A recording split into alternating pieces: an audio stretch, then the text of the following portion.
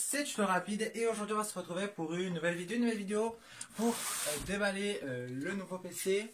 Donc on va commencer sans plus tarder.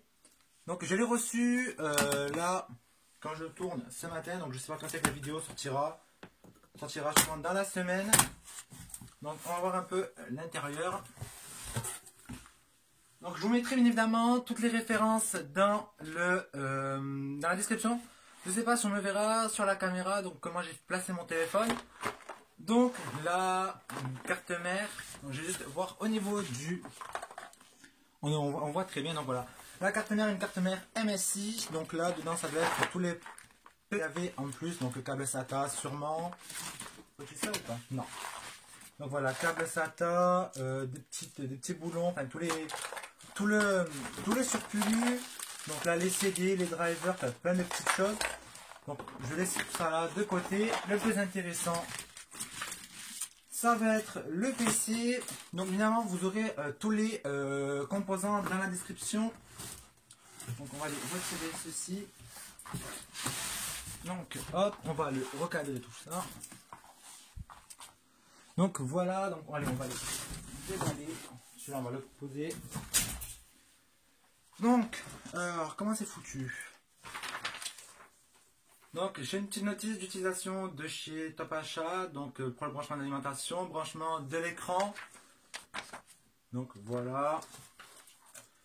Avec une autre feuille qui me dit que pour une meilleure protection du PC, ils ont ajouté des emballages supplémentaires et que par conséquent, avant d'allumer le PC, il faut enlever toutes ces protections. Donc on va commencer tout de suite. Donc vous voyez là déjà.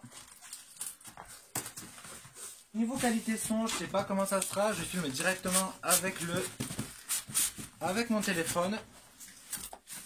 Donc je verrai sur le rendu. Hein.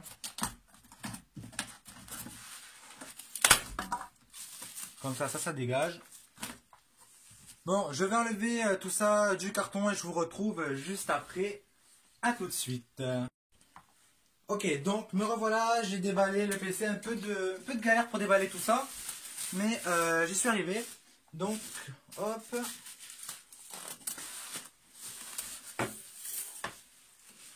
On va aller gérer tout ça. Ok, donc voilà déjà la face avant du PC. Donc je sais pas, j'ai rajouté là la lumière du téléphone. Donc il y a trois prises USB devant. Donc on va les rapprocher tout ça. Vous avez donc une prise USB 2.0 normale, 3.0, les prises jack, le bouton reset et le bouton power. Donc je vais vous montrer. Donc on peut mettre jusqu'à 3 ventilateurs devant. Donc vu que c'est transparent, on peut les voir. Donc là, j'en ai un installé avec le PC qui était par défaut, donc une LED bleue. On ouvrira l'intérieur juste après. Comme vous pouvez voir là, c'est vraiment bloqué dedans. Derrière, c'est pareil. Les protections, on a tout ce que niveau USB. Il y a des USB compatibles, si je ne dis pas de bêtises, avec la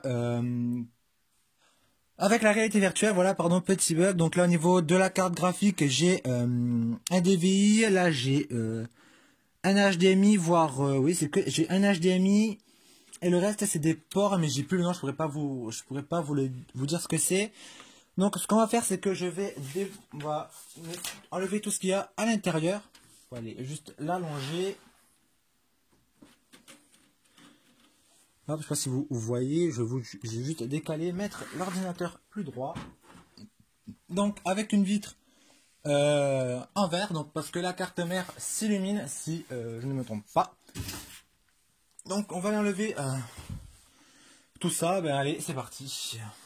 Donc vous voyez déjà là un petit aperçu de ce qu'il y a à l'intérieur. Donc je vais finir d'enlever tout ça. Donc voilà la bête. Donc je vais juste récupérer directement mon téléphone.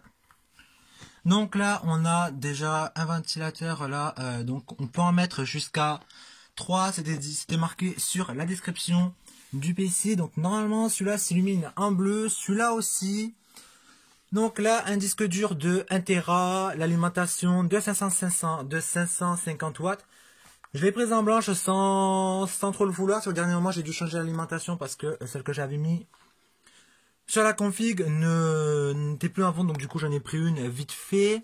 Donc là, j'ai une carte graphique Zotac 1600, 1060 pardon, en 6 Go. Processeur AMD, donc le AMD Ryzen, donc en 3,50 GHz, poussé en mode boost. Je crois que ça monte jusqu'en 4 GHz.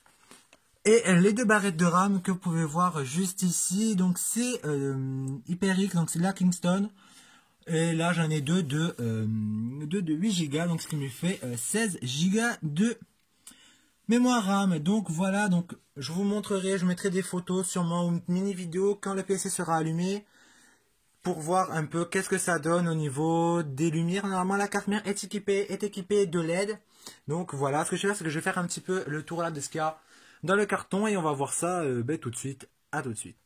Donc avant de continuer, je vais juste vous montrer, comparer moi à mon ancien PC, l'ancien PC qui fonctionne est nickel, c'est juste Internet que j'ai plus accès.